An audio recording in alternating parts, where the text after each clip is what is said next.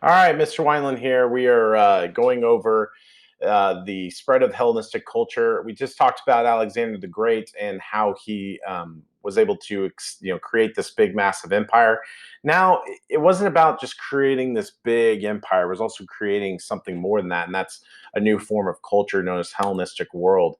What we see is that when Alexander goes to these different types of places, he decides that I'm not just going to destroy all these cultures. Kind of does what the Persians do a little bit. The Persians kind of get a bad rap. They kind of are viewed or villainized, but really that when they went in there, they were kind of accepting of some of the cultures. It's just as Darius and Xerxes were dead, that's when things started getting corrupted a little bit and out of whack, and things weren't as welcomed at that point in time. But we see that what Alexander does is he kind of does that idea of let's share culture together. Let's combine all these different cultures and creating a new culture, a new type of culture, and it's no longer just Greek. It's Hellenistic, meaning it's Greek-like. So he's embedding Greek into some of these new cultures, and so what you see is that he blends a lot of these cultures. He kind of takes these ideas from these people and blends them together. He even encouraged his own soldiers to mingle and marry Persians as well, and other cultures like um, even the Egyptians. We see that he married two Persian princesses himself. We see that he appointed officials in various cultures to help rule, build dozens of new cities, encourage Greek settlers to move into them, combining um, combining these Greek cultures, trying to bring new citizens down to bring Greek culture in, but also absorb the culture of that place. He also renamed cities with also his name, Alexandria, named after whoever Alexander. Alexandria, Egypt, located at the mouth of the Nile, where it met with the Mediterranean, ideal location for trade. Harbor was once the busiest in the world, very popular place at that time. With trade money, Alexandrians built great palaces, streets lined with monuments. City was home to centers of the culture, learning. There's a lot of learning of new types of culture, new types of ideas. We see the museum, Temple of Spirit of Creativity, home to many artworks during this time. We also see the Library of Alexandria contain works of philosophy, literature, and history and sciences. We see that he also had a cultural center, learning of the Hellenistic period. We see Alexandria, one of the largest training centers, but not only the Hellenistic world.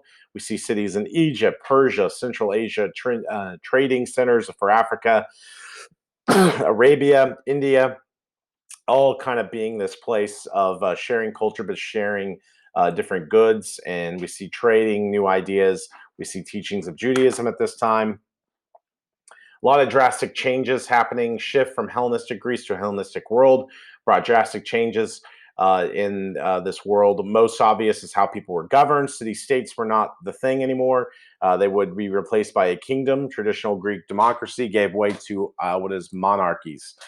We see that lives of women also changed significantly this period.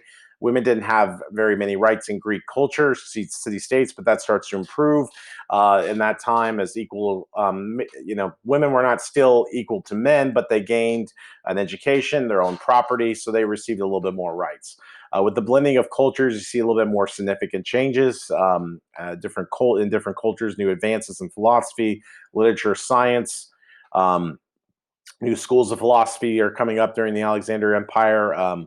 We see that cynicism, which students rejected pleasure, wealth, social responsibility. People live according to the nature. Your definition to Stoicism is down here.